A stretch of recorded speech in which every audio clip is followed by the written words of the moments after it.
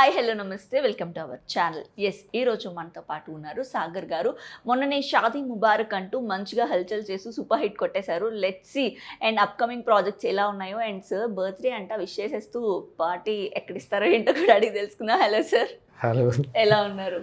Super. ముందుగా మీకు happy birthday. August 16 మీ birthday కాబట్టి thank you so much. Party ఎక్కడ ఇస్తారు సార్? ఎనీవేర్. బేసిక్గా మిమ్మల్ని చూస్తూనే ఉన్నాము. బేసిక్గా అమ్మాయి కనిపించింది అనుకోండి, ఎక్కువ ఇయర్స్ వాళ్ళు యంగ్గా ఉన్నారనుకోండి, ఏం వాడతారండి మీరు ఇంత యంగ్గా ఉండడానికి అని అడుగుతాము. మీరేం వాడతారు సార్ అబ్బాయిలు మిమ్మల్ని? అంటే నాకు అనిపించదు, మరి మీరు చెప్తుంటే నేను అంటే అవునా, మీకు అనిపించట్లేదు? నేను హ్యాపీగా ఉండడానికి ట్రై చేస్తాను. అంటే హ్యాపీగా ఉంటే ఇంత హ్యాండ్సమ్ ఉంటారా? మేబీ ట్రై చేయండి ఒకసారి మీరు. ఓకే. అండ్ ఫస్ట్ మిమ్మల్ని బిగ్ స్క్రీన్ పైన చూసింది సడన్గా ఒక సినిమా చూసి మిస్టర్ పర్ఫెక్ట్ కదా. మిస్టర్ పర్ఫెక్ట్ తర్వాత సిద్ధార్థ్ తర్వాత షాదీ ముబారక్. మీరు గ్యాప్ చూసారా? 5 years గ్యాప్ తీసుకున్నారు. వై సడన్గా? యాక్చువల్లీ మీ ఎంట్రీ ఏ రేంజ్లో ఉంటుంది అంటే ఫటాఫట్ అంత పీక్, మీరు సీరియల్లో పీక్ సక్సెస్ చూసినాక సినిమాలకు వచ్చేసరికి ఖచ్చితంగా ఫటాఫట్ బ్యాక్ టు బ్యాక్ సినిమాలు రిలీజ్ చేస్తారేమో అనుకున్నాం. బట్ చాలా గ్యాప్ వచ్చేసింది. అసలు ఎందుకు ఇంత? యాక్చువల్గా మిస్టర్ పర్ఫెక్ట్ అనేది నా ఫస్ట్ ఫిల్మ్ కదా, అప్పుడు యాక్చువల్గా సీరియల్ చేస్తున్నాం. సో మూవీ అంటే ఇండస్ట్రీకి అంటే సిల్వర్ స్క్రీన్కి రావడం కోసం ట్రై చేస్తున్న టైంలో నాకు ఆపర్చునిటీ వచ్చింది. మిస్టర్ పర్ఫెక్ట్, దిల్ రాజు గారి కాంపౌండ్, దశరథ్ గారు డైరెక్టర్. సో ఎంట్రీ బాగుంటుందేమో అంటే ఒక మంచి బ్యానర్ కదా, రెప్యుటేటివ్ బ్యానర్ కాబట్టి. ఆ టైంలో ఏమైందంటే నేను అనుకున్న క్యారెక్టర్ అక్కడ పోర్ట్రేట్ కాలేదు. సో నేను అది పూర్తిగా చేయకుండా బయటకు వచ్చాను. That is not my entry. So after that మళ్ళీ నేను సీరియల్స్కి వెళ్ళేసి మళ్ళీ క్యారెక్టర్ చేసి సిద్ధార్థ అనౌన్స్ చేసి, సిద్ధార్థ తర్వాత నాకెందుకు గ్యాప్ తీసుకున్నానంటే నేను ఫ్యామిలీ ఆడియన్స్కి దగ్గర కావడానికి సరైన కంటెంట్ దొరకలేదు ఆ టైంలో. అంటే నా బడ్జెట్ లిమిట్స్లో నాకు ఆ టైంలో కరెక్ట్గా మంచి ఫ్యామిలీ కంటెంట్ ఉంటే బాగుంటుంది అనుకుని వెయిట్ చేశాను. ఆ తర్వాత షాదీ అనేది పాండమిక్ వల్ల 1.5 years 2 years లేట్ అయింది, కానీ అంతకుముందు రిలీజ్ అవసరం మూవీ. సో దానికోసం గ్యాప్ వచ్చింది. అండ్ ప్రతి ఒక్క యాక్టర్కి కూడా స్క్రీన్ లుక్ అనేది ఎంత ఇంపార్టెంటో వాయిస్ అనేది కూడా అంత ఇంపార్టెంట్. మీరు ప్రీవియస్గా ఆడియన్స్కి రీచ్ అయినప్పుడు మీ వాయిస్కి కూడా చాలామంది ఫ్యాన్స్ ఉండేవారు. ఈవెన్ తర్వాత మీరు సిద్ధార్థ్కి డబ్బింగ్ చెప్పించారా? షాదీ ముబారక్ మీ ఓన్ వాయిసా? షాదీ ముబారక్ నా ఓన్ వాయిస్. షాదీ ముబారక్ ఎందుకంటే నేను సీరియల్ చేస్తున్నప్పుడు నాకు డబ్బింగ్ చెప్పుకునే టైం ఉండేది కాదు. అంటే సీరియల్ అంటే డ్యూయల్ రోల్ చేశాను దాంట్లో. ఓకే. డబ్బింగ్ అప్పుడే చెప్పాల్సింది నేను, బట్ నాకు ఆ టైం కుదిరేది కాదు. అంటే డే అండ్ నైట్ షూటింగ్ ఉండేది, నైట్ అక్కడ డబ్బింగ్ జరిగేది అనమాట. So RCM Raju garu dubbing చెప్పేవాళ్ళు. ఓకే. సో సేమ్ వాయిస్ సిద్ధార్థకి ఇంప్లిమెంట్ చేసాం. అది వర్కౌట్ అవ్వలేదు. అంటే సీరియల్కి క్యారెక్టర్స్కి మూవీకి వచ్చేసరికి వర్కౌట్ అవ్వలేదు. చాలామంది సిద్ధార్థలో అదే వాయిస్ మీకు సూట్ అవ్వలేదు అన్నారు. ఓకే. సో అప్పుడు మళ్ళీ ఒక dilemma, so what next? So మన వాయిస్ని అలవాటు చేద్దామని షాదీ ముబారక్లో ఒక సాఫ్ట్ క్యారెక్టరేషన్, నా బాడీ లాంగ్వేజ్కి తగిన క్యారెక్టర్ చేసుకుని దాన్ని అలవాటు చేశాను. కానీ అప్పటి వరకు కూడా మీ వాయిస్ అది వినడం అలవాటు అయిపోయి సడన్గా ఇప్పుడు షాదీ చాలా మందికి ఒరిజినల్ వాయిస్కి ఏమో డబ్బింగ్ చెప్పించారా? వాయిస్ ఇతందేనా? చాలా మందికి ఆ కన్ఫ్యూజన్ ఉంది. బట్ ఈవెన్ నేను మూవీ రిలీజ్ చేసే టైంకి కూడా ఆ ప్రాబ్లం అంటే ఎలా ఓన్ చేసుకుంటారన్న చిన్న భయం ఉంది. బట్ దాని గురించి తర్వాత పెద్ద కామెంట్స్ రాలేదు లక్కీగా. సో అండ్ సునిపెంట మంచిగా సక్సెస్ అయింది. ఒకే రోజు 3 పెళ్లి చూపులు మంచి సక్సెస్ అయింది. సినిమాకి కూడా మంచి రెస్పాన్స్ వచ్చింది. ఇమీడియట్గా మేము ఇంకొక సినిమా ఎక్స్పెక్ట్ చేసాము. సునిపెంట షాదీ ముబారక్ తర్వాత కూడా మళ్ళీ అప్కమింగ్ ప్రాజెక్ట్స్ ఏమున్నాయి సార్ ఇప్పుడు చేస్తున్నారా? రీసెంట్గా అనౌన్స్ చేసాం ద 100 అని ఒక మూవీ అండ్ స్పై థ్రిల్లర్. ఎలా ఉండబోతుంది మీ రోల్? డెఫినెట్గా ద 100 మూవీకి వచ్చేసరికి ఇట్స్ లైక్ మోర్ లైక్ అంటే మన సొసైటీని రిఫ్లెక్ట్ చేసే మూవీ అది. అంటే దాంట్లో సోషల్ కాజ్ ఉంటుంది, దాంతోపాటు హ్యూమన్ ఎమోషన్స్ పీక్లో ఉంటాయి. సో ఆర్కే నాయుడు క్యారెక్టర్ చేసిన తర్వాత నేను మళ్ళీ కాప్ క్యారెక్టర్ చేద్దామని నేను అనుకోలేదు. ఎందుకంటే చూసేసారు కదా మళ్ళీ అలాంటి క్యారెక్టర్ ఎందుకని. సో బట్ ఈ కథ విన్న తర్వాత డెఫినెట్గా అంటే ఈ కథ గురించి నేను మొగల్ రేకులు టైంలోనే విన్నాను. సో దాని చాలా అంటే ఈ కథ ఆల్మోస్ట్ ఇప్పుడు మొగల్ రేకులు సార్ అప్పటి సినిమాని మళ్ళీ ఇప్పుడు ఇంప్లిమెంట్ చేస్తున్నారా? అది కాదు, ఆ టైంలో విన్నాను ఒక కథని కథని. సో తను టోటల్గా జానర్ మార్చేసి దాన్ని సుకుమార్ గారి బ్యానర్లో చేద్దాం అనుకున్నాం. సో అది కూడా లేట్ అంటే షాదీ టైంలో అది కూడా లేట్ అయ్యేసరికి ఇప్పుడు మళ్ళీ దాన్ని ముందు తీసుకురావాల్సి వచ్చింది. అండ్ దట్ ఈస్ లైక్ అంటే నేను కాప్ క్యారెక్టర్ చేద్దని గ్యాప్ తీసుకున్నాను కాబట్టి చేయలేదు. ఇప్పుడు సరే డిమాండ్ ఉంది, ఇప్పుడు చేస్తే బాగుంటుందని ఆ క్రూ ఎలాంటి, ఎవరితో హీరోయిన్తో, ఎవరు హీరోయిన్ అండ్ డైరెక్టర్ ఎవరు ఎట్లా? డైరెక్టర్ వచ్చేసి శశిధర్, డెబ్యూ ఫిలిం. అండ్ ఇంకా మిగతా టెక్నీషియన్స్ అంతా అనౌన్స్ చేస్తారు. సో అండ్ ఇండస్ట్రీలో మీకు చాలా పెద్ద పెద్ద పరిచయాలు ఉన్నాయి, మీకు చాలా పెద్ద సెలబ్రిటీస్, స్టార్స్, మీ ఫ్యామిలీస్ అని చెప్పి చాలా రకరకాల స్టోరీస్ వచ్చినాయి సార్. అసలు ఇండస్ట్రీలో మీకు ఫ్రెండ్స్ ఎవరు ఫ్యామిలీ? అంటే అందరికీ ఉంటారు కదా, నాకే కొత్తగా కానీ ఎందుకో సాగర్ గారు చాలా పెద్ద ఫ్యామిలీ, ఆ హీరోకి ఫ్రెండ్, ఈ హీరోకి ఫ్రెండ్, చాలా స్టోరీస్, వాటన్నిటికీ క్లారిటీగా అసలు మీరు అందరితో నాకు మంచి ఫ్రెండ్షిప్ ఉంది, అందరు బాగుంటారు. అందరూ అంటే ఎవరో ఒక ఇద్దరు ముగ్గురు చెప్తే రాసుకుంటాం. సో అంటే సపోజ్ రాజు గారు కానీ, శిరీష్ గారు కానీ, ఎస్ కోపరెడ్డి గారు కానివ్వండి, అంత అంటే ఇండస్ట్రీలో ఉన్న అంటే మీన్స్ అంత ఎక్స్పీరియన్స్ పర్సన్స్ నేను నాకు అంటే వెల్ విషర్స్ అని చెప్పవచ్చు. అంటే అండ్ సాగర్ సుకుమార్ గారు కానివ్వండి, అంటే సుకుమార్ గారు టైంలో ఏమైందంటే ఇది అప్పుడు అంటే ది 100 అనేది ఆల్మోస్ట్ షాదీ ముబారక్ టైంలో చేయాల్సిన మూవీ. సో అంటే అందరూ ఉన్న బిజీ ఉన్న ఎవరి ప్రొఫెషన్లో వాళ్ళు బిజీగా ఉంటారు. సో దానివల్ల వాళ్ళ కోఆపరేషన్ ఎలా ఉంటుందంటే వాళ్ళకు ఆ టైంలో ఎలా ఎంత కోఆపరేట్ చేయగలుగుతారో అలా చేస్తారు. సో అంతకుమించి ఓకే సార్, మీరు ఒకనొక టైంలో పీక్ స్టేజ్లో ఉన్నారు కదా, సో అప్పుడు మీకు నాకు తెలిసి చాలా ప్రాజెక్ట్స్ వచ్చి ఉంటాయి. మీరు ఆల్రెడీ అన్నారు కాప్ నాకు ఎప్పుడో వచ్చింది, నేను ఆల్రెడీ చేశాను కాబట్టి రిజెక్ట్ చేశాను అని. మీరు రిజెక్ట్ చేసిన సినిమాలు వేరే హీరోలు ఏదైనా చేసిన సినిమాలు ఉన్నాయా? చాలా ఉన్నాయి. ఒక 2-3 చెప్పండి. రిజెక్ట్ అని కాదు, అంటే ఆ టైంలో రిజెక్ట్ చేసిన మూవీస్ ఏం కాదు.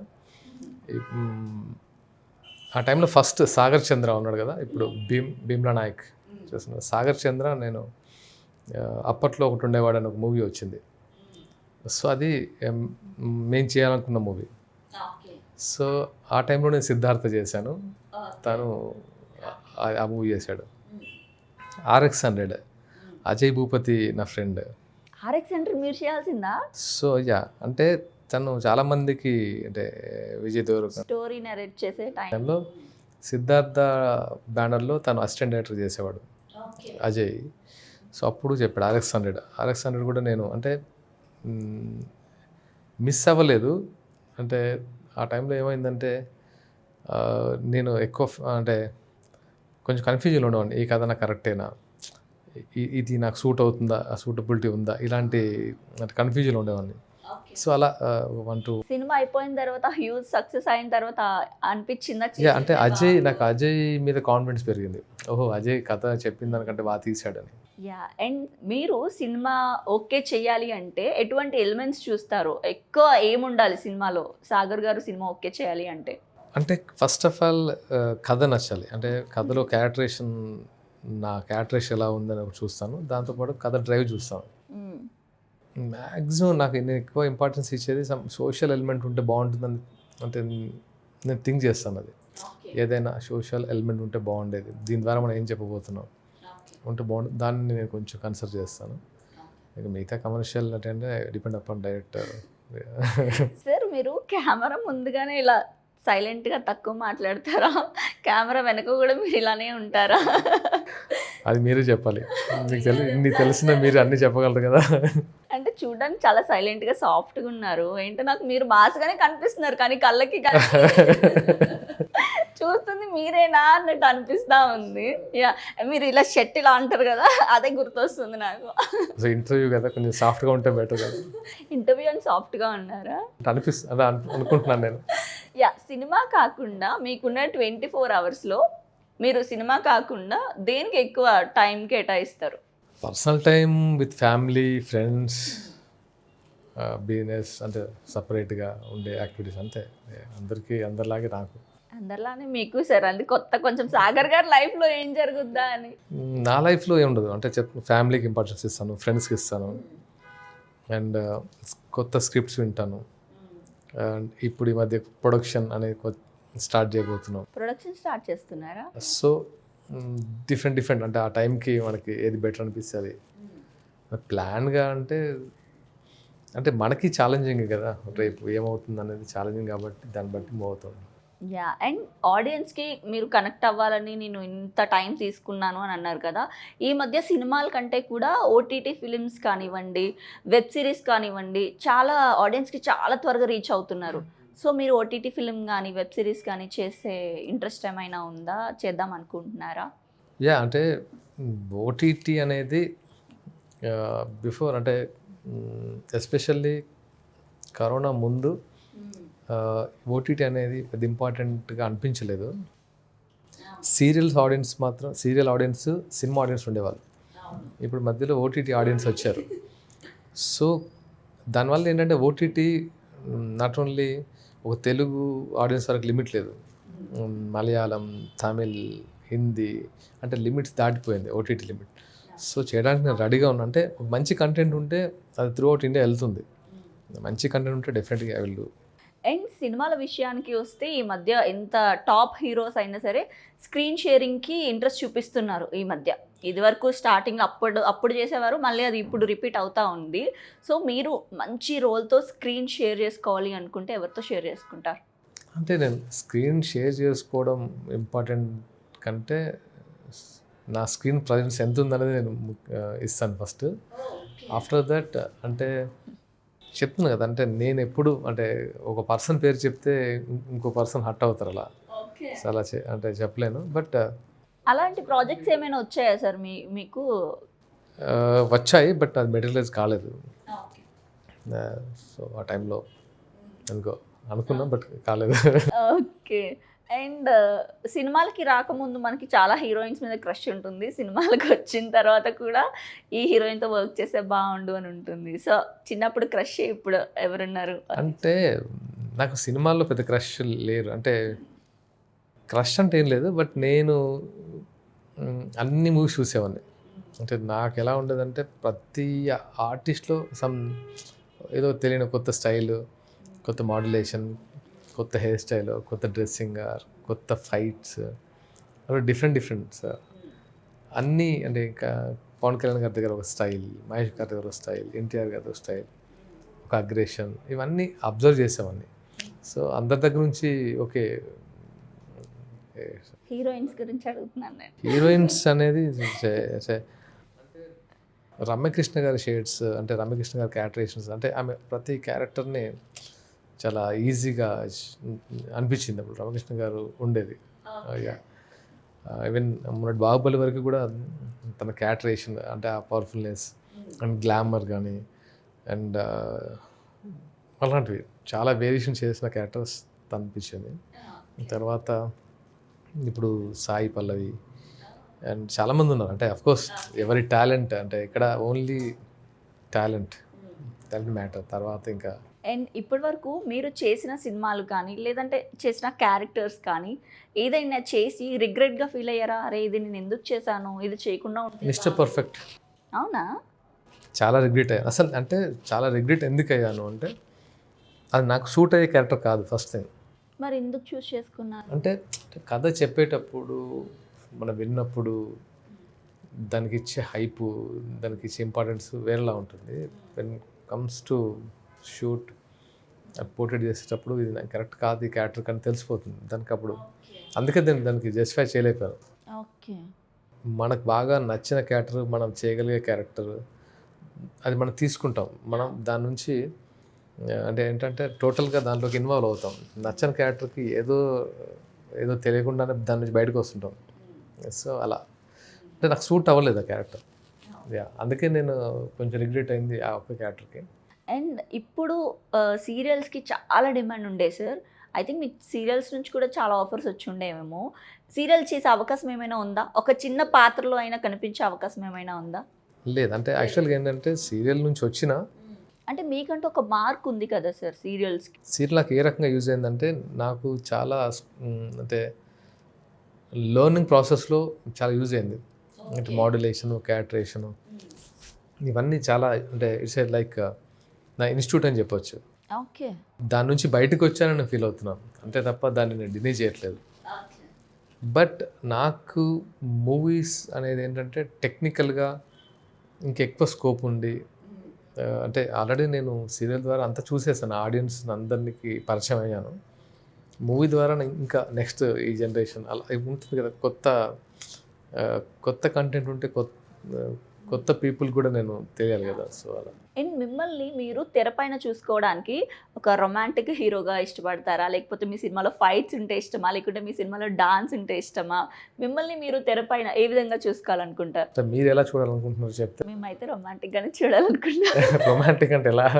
లైక్ లవ్ స్టోరీ మీకు సెట్ అవుతుందేమో అనిపిస్తుంది. ఆల్రెడీ చూసాం షాదీ ముబారక్. లవ్ స్టోరీస్కి ఓకే, ఓకేనా? అంటే లవ్ స్టోరీ మా సంగతి పక్కన పెట్టండి సార్, మీకు ఇలా 100% లవ్ స్టోరీ అనేది నాకు ఇష్టమైన జానర్. బట్ దాంతోపాటు ఒక కాజ్ అంటే టోటల్ లవ్ స్టోరీ కాకుండా ఏదైనా ఒక అంటే నాకు ఎప్పటి నుంచో ఉంది ఒక మంచి లవ్ స్టోరీ చేయాలి త్రూ అవుట్, మధ్యలో ఎలాంటి యాక్షన్ లాగా కాకుండా టోటల్గా లవ్ స్టోరీ థ్రెడ్ చేయాలని ఉండేది. బట్ చూద్దాం ఎలా వర్కౌట్ అవుతుందో. ఓకే సార్, ఈ మధ్య కాలంలో ఈ పాండమిక్ సిచ్యువేషన్లో చాలామంది సెలబ్రిటీస్ ముందుకొచ్చి చాలామందికి హెల్ప్ చేయడం జరిగింది. ఈవెన్ ఎలాంటి సిచ్యువేషన్స్ అయితే మనం చూడకూడదు అంత ఘోరమైన సిచ్యువేషన్స్ చూసాము. సో మీరేమైనా సోషల్ ఇలా ఎవరికైనా సేవ చేయటం కానీ సోషల్ యాక్టివిటీస్లో కానీ కొంచెం ముందుకుంటారా, లేకపోతే దూరంగా ఉంటారా? 100% యాక్చువల్గా దాంట్లో పర్సనల్గా ఫస్ట్ నుంచి నాకు ఇష్టమైన అంటే సోషల్ రెస్పాన్సిబిలిటీ తీసుకోవాలని ఏదో పబ్లిసిటీ కోసం కాకుండా మేము డిఫరెంట్గా చేస్తాం. అంటే ఫస్ట్ వేవ్ కంటే సెకండ్ వేవ్ వల్ల చాలామంది అంటే నియర్ అండ్ డియర్ వాళ్ళు చాలా ప్రాబ్లం ఫేస్ చేశారు. అప్పుడు అనిపించింది అంటే మనం ఎలాంటి పొజిషన్లో అంటే మీన్స్ వెరీ గుడ్ పొజిషన్ అనే ఫీలింగ్ ఉంది. సో నాకు చేతనంత డెఫినెట్గా నేను చేస్తున్నాను. అది అంటే కెమెరాలు పెట్టి చేయని అవసరం లేదని నా ఫీలింగ్. బట్ అండ్ కొంచెం జాగ్రత్తగా ఉంటే బెటర్ ఏమో ఇలాంటి సిచ్యువేషన్లో కూడా. ఇప్పుడు థర్డ్ వేవ్ అది ఇది అంటున్నారు. సో దాన్ని కొంచెం దృష్టిలో పెట్టుకొని ఇంకా తగ్గలేదు కరోనా అనుకొని కొంచెం కేర్ తీసుకుంటే బెటర్ అనిపించింది. ఇది నేను చెప్పినప్పుడు మాస్క్ పెట్టుకోలేదు అనుకోవద్దు, పెట్టుకున్నాను. అఫ్కోర్స్ షూట్ టైంలో కాబట్టి పక్కన పెట్టాం కానీ అన్ని precautions. Yeah, and cinema celebrities చాలామంది సినిమాల తర్వాత ఖచ్చితంగా పాలిటిక్స్కి ఇంట్రెస్ట్ చూపిస్తూ ఉన్నారు. ఖచ్చితంగా ఒక మంచి పార్టీ త్రూ వెళ్ళి ప్రజలకు సేవ్ చేయాలని చాలామందికి ఉంటుంది. సో మీకు కూడా పాలిటిక్స్ ఇంట్రెస్ట్ ఉందా సార్? మాది బేసిక్గా పొలిటికల్ ఫ్యామిలీ. సో మాకు పాలిటిక్స్ అనేవి కొత్తగా మేము అంటే పొలిటికల్ ఫ్యామిలీ మీన్స్ పొలిటికల్ ఆర్గనైజేషన్లో ఉన్నాం మేము. కాకపోతే ఏంటంటే మాకు ఆ మెచ్యూరిటీ లెవెల్స్ వచ్చిన తర్వాత ఫ్యూచర్ ఎలా ఉండబోతుంది చూడాలి. బట్ అంటే ఎక్కువ పొలిటికల్ న్యూస్ కానీ పొలిటికల్ సబ్జెక్ట్ కానీ పొలిటికల్ లీడర్స్ కానీ ఇవన్నీ ఎక్కువ మంది పరిచయాలతో పాటు వింటూ ఉంటాం. ఓహో ఇది జరుగుతుంది, అది అంటే ఇప్పుడు ఏం జరగబోతుంది, కరెంట్ సిచ్యువేషన్ ఏంటి, స్టేట్ ఎలాంటి సిచ్యువేషన్లో ఉంది, ఎవరు ఏం జరుగుతుంది, ఇవన్నీ మాత్రం అంటే ఇంతకంటే ఎక్కువ ఓపెన్ అవ్వకూడదు. సో ఓపెన్ అవ్వాలి సార్ మా దాని. అండ్ ఒక లీడర్గా పోటీ చేయాల్సి వస్తే ఎక్కడి నుంచి పోటీ చేస్తారు, ఏ పదవితో పోటీ చేస్తారు? అంటే అది అంత దూరం ఇంకా ఆలోచించలేదు, కానీ వెళ్ళాలని అయితే ఉంది. వెళ్ళాలని కూడా కాదు, అంటే పొలిటికల్ సినారియో ఇష్టం, దాని గురించి మాట్లాడడం, దాని గురించి వినడం, కరెంట్ సిచ్యువేషన్ తెలుసుకోవడం ఇష్టం. అది వాట్ నెక్స్ట్ అనేది ఇప్పుడే మనం. ఓకే. అండ్ ఒక 3 రూల్స్, ఈవెన్ 1 డే సీఎం, ఈ 1.5 hour సీఎం అనుకోండి, ఒక 3 రూల్స్ పాస్ చేయాలి అనుకుంటే ఏం రూల్స్ పాస్ చేస్తారు? మీకు చాలా న్యూస్ చూస్తాం, చాలా నాలెడ్జ్ ఉందన్నారు కాబట్టి క్వశ్చన్. ఫస్ట్ ఆఫ్ ఆల్ ఆకలితో ఎవరు చావకూడదు. ప్రొటెక్షన్, ఎవరికి? Women protection. Second health, free హెల్తా?